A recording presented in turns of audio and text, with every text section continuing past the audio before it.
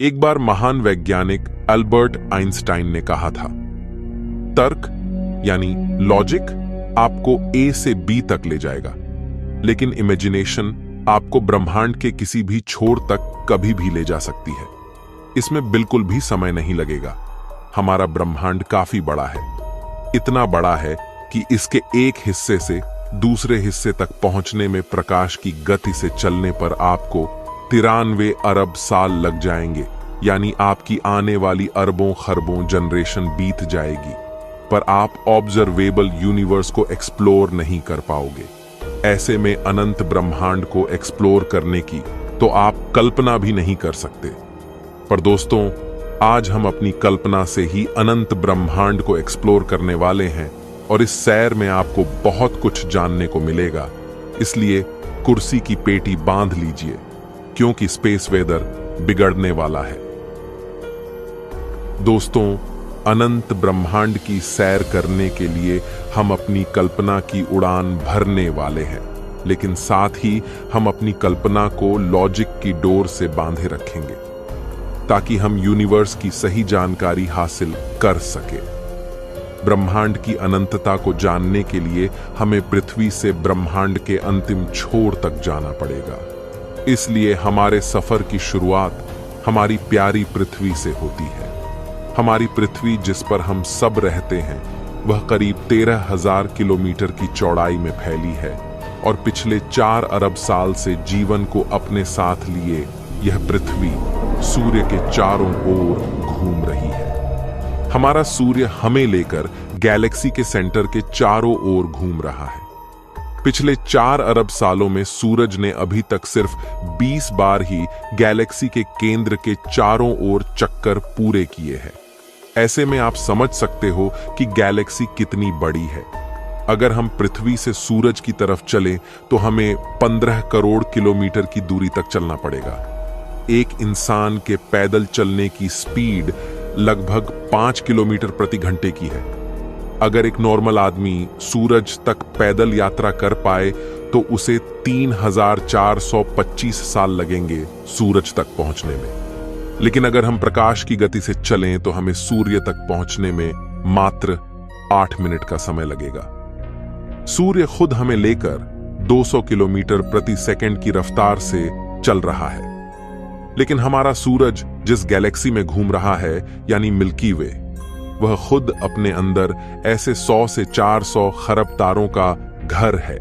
और यह इतनी बड़ी है कि इंसानों द्वारा बनाए गए सबसे तेज ऑब्जेक्ट यानी पार्कर सोलर प्रोब, जो कि लगभग 7 लाख किलोमीटर प्रति घंटे की रफ्तार से चलता है, उसे इस गैलेक्सी को इसे पार करने में 20 लाख साल का समय लगेगा और सबसे तेज यानी प्रकाश की गति से 1 लाख साल का समय लग जाएगा। लेकिन प्रकाश से तेज गति संभव ही नहीं है, इसलिए हम अपनी कल्पना की उड़ान से आसानी से मिल्की वे के बाहर आ चुके हैं। दोस्तों, हम आपको बता दें कि मिल्की वे गैलेक्सी अंतरिक्ष में लगभग 600 किलोमीटर प्रति सेकंड की रफ्तार से चल रही है, यानी इतनी बड़ी गैलेक्सी ब्रह्मांड में कछुए की चाल से चल रही है। हमारे यूनिवर्स में करीब 200 अरब गैलेक्सीज मौजूद है और इन सभी गैलेक्सीज में अरबों खरबों तारे मौजूद हैं। इन असंख्य आकाश गंगाओं में हमारी धरती जैसे अरबों ग्रह मौजूद होंगे। हम एक संभावना जता सकते हैं कि इतने अरबों गैलेक्सीज में एक ऐसा ग्रह भी हो सकता है जो बिल्कुल हमारी पृथ्वी जैसा हो और जहां हमारी तरह जीवन भी हो। अगर हम और आगे चलें तो हम अपनी कल्पना से ब्रह्मांड के बाहर पहुंच जाते हैं और हम देखते हैं कि हमारा यूनिवर्स 93 अरब प्रकाश वर्ष में फैला हुआ है, जिसमें खरबों गैलेक्सीज मौजूद है। और आप जानकर हैरान हो जाएंगे कि यह यूनिवर्स खुद भी लगातार फैल रहा है। हम इंसान इसे ऑब्जर्वेबल यूनिवर्स कहते हैं, यानी कि हमारी धरती से हम जितनी दूर तक ऑब्जर्व कर सकते हैं वह ऑब्जर्वेबल यूनिवर्स है। लेकिन यहां आकर कहानी खत्म नहीं होती, बल्कि शुरू होती है। सवाल यह है कि जहां पर हम खड़े हैं, क्या वह यूनिवर्स इतना ही बड़ा है? क्या इससे आगे कुछ नहीं है? वैज्ञानिकों के अनुसार हमारा यूनिवर्स ऑब्जर्वेबल यूनिवर्स से 250 गुना ज्यादा बड़ा हो सकता है। दोस्तों, अभी तक हम ब्रह्मांड को इससे आगे नहीं जान पाए हैं, लेकिन सवाल यह है कि यूनिवर्स के बाहर क्या है? क्या यह यूनिवर्स खुद अनंत है, यानी इससे बाहर कुछ नहीं बल्कि यह यूनिवर्स खुद अनंत है, या फिर इसके आगे और भी ऐसे कई यूनिवर्स हैं, यानी मल्टीवर्स? वैज्ञानिकों के अनुसार यह संभव है कि हमारे जैसे और भी कई यूनिवर्स हो सकते हैं, यानी हम सब मल्टीवर्स में रहते हैं। अगर हम सब मल्टीवर्स का हिस्सा है तो हम एक ऐसी रियलिटी में रहते हैं जहां अनंत संभावनाएं हैं, यानी एक अनंत ब्रह्मांड, जहां बुलबुलों के जैसे दिखने वाले अनेकों ब्रह्मांड मौजूद हैं और अनंत में तैर रहे हैं।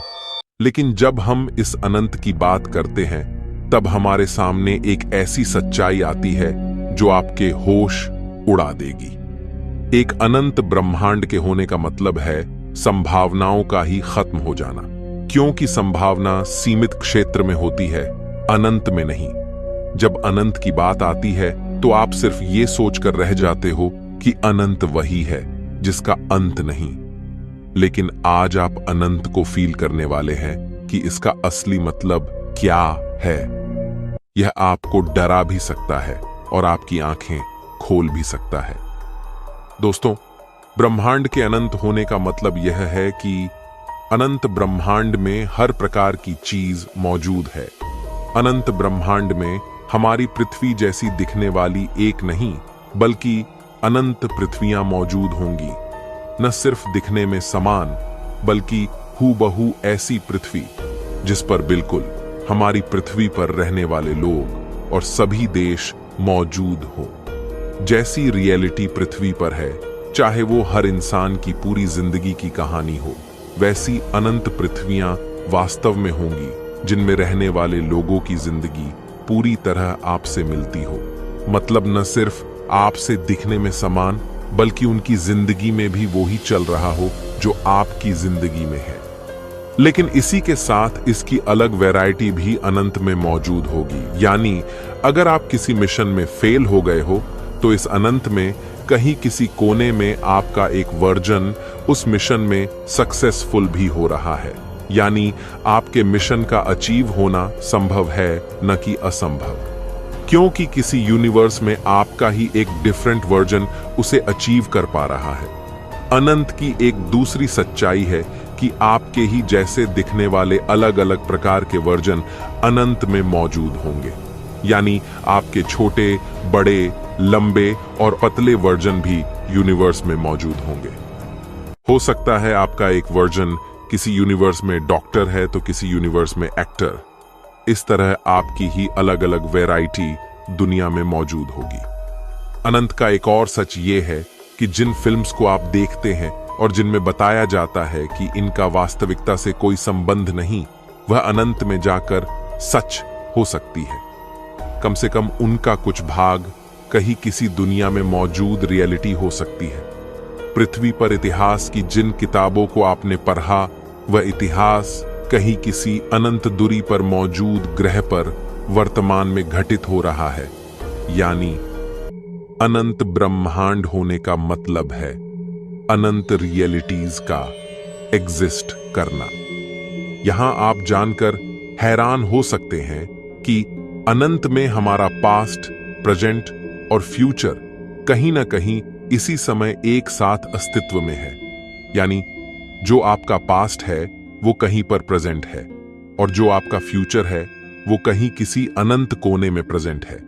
लेकिन अगर हम बात करें अनंत ब्रह्मांड में जीवन की, तो न सिर्फ अनंत में जीवन होगा बल्कि विचित्र प्रकार की इंटेलिजेंट लाइफ भी अनंत में मौजूद होगी।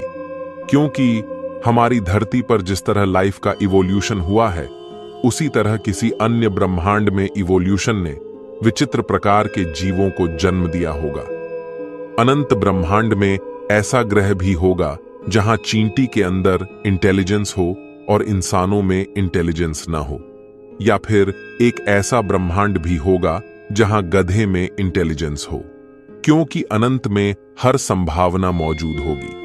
अनंत ब्रह्मांड में ऐसे जीव भी होंगे जो हमसे ज्यादा इंटेलिजेंट हो। जिनके सोचने की क्षमता हमसे काफी अधिक और काफी तेज हो, जिस वजह से वो इतने पावरफुल भी हो सकते हैं कि वो अपने सूर्य की पूरी ऊर्जा का उपयोग कर पा रहे हो या एक गैलेक्सी की पूरी ऊर्जा का उपयोग करने में सक्षम हो।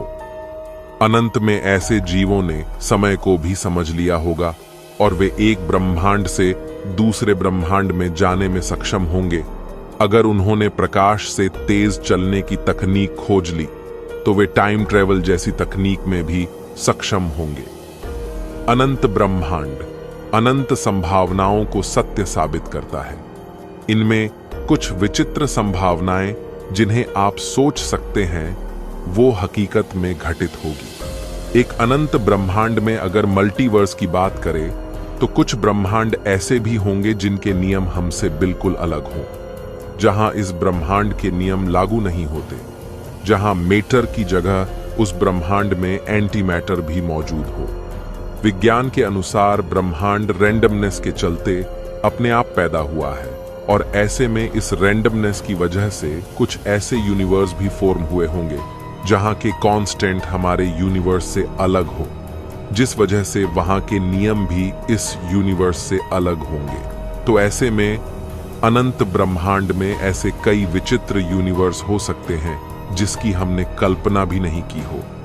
वैज्ञानिकों के अनुसार हमारे यूनिवर्स की एक सीमा होगी, क्योंकि ये एक निश्चित पॉइंट ऑफ टाइम में पैदा हुआ है, लेकिन यह भी एक अनंत का एक छोटा सा हिस्सा मात्र हो सकता है जिसे हम पूरा यूनिवर्स मान बैठे हों।